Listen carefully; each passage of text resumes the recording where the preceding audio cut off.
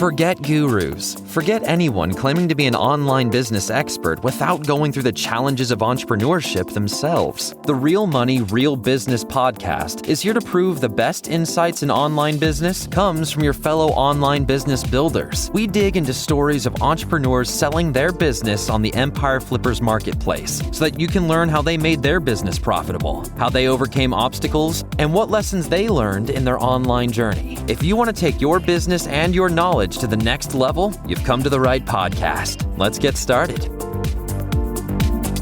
Hey everyone, welcome to another episode of the Real Money, Real Business podcast. We record these interviews so that potential buyers can learn more about the business and the seller to help them make an informed buying decision.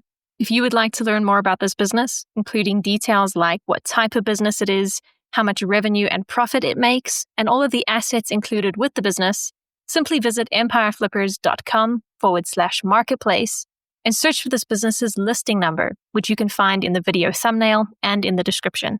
Or if you're watching this on YouTube, you can click the link in the description to go straight to the listing. So without further ado, let's get into this interview. First up, let's learn a little bit about you. Can you tell us about your background in building and running online businesses? I've been acquiring and growing digital media properties since 2016. I focus on buying niche content websites, especially those with strong organic traffic and engaged communities, and applying those strategies to scale them over time.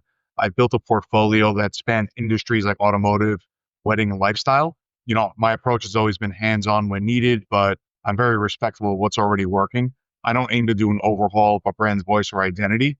I just help kind of streamline operations and make sure that we can scale in a way that's efficient and clean. We don't do things like black hat or gray hat techniques. I focus very strongly on performance-based content strategies, really investing in high-quality content and using that to grow. I've always looked for under-optimized assets with great bones and work to increase monetization through better content planning and community engagement. We're not really flippers. We've held our sites for a very long time, and we've invested in them. So that's it. Why are you selling the business now instead of keeping it and growing it further? I feel at this point, we've owned the sites for, 7-8 years at this point, and we've taken it as far as we can go. And we've got additional opportunities on the horizon that is going to require our time and focus. So we've decided to divest our entire portfolio and start focusing more on some of our SaaS businesses. Can you describe the amount and the type of work that you do on this business to maintain it? It's pretty minimal. We have a content writer that does a lot. I've automated as much as I possibly can. The sites are very easy to manage and maintain. It's really, call it a couple hours a month just to do like administrative work here and there, make sure the writers are doing what they're doing, but it's super minimal. So if you were to keep this business, what are some of the ways you would try to grow it?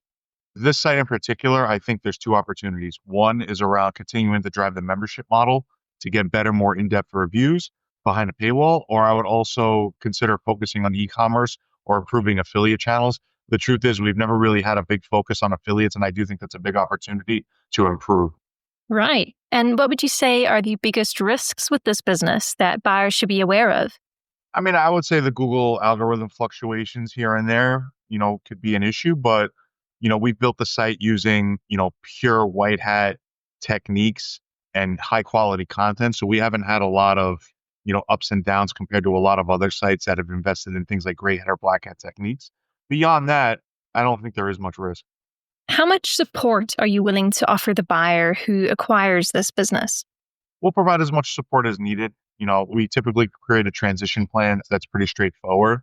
But, I've sold a lot of sites over the years, and I want to make sure that new owners are successful in their businesses. I feel like that's the right way to do business. So I'm always available by email, text, Slack, or whatever makes sense.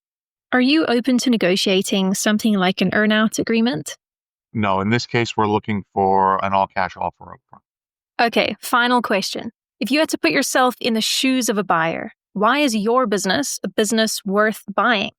I look at this site as one that's been around for over 20 years as an authority in the space.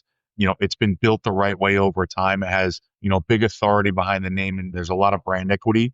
We've been a trusted name for a very, very long time. So I think that is what sets us apart from everybody else. All right, everyone. Thanks for listening.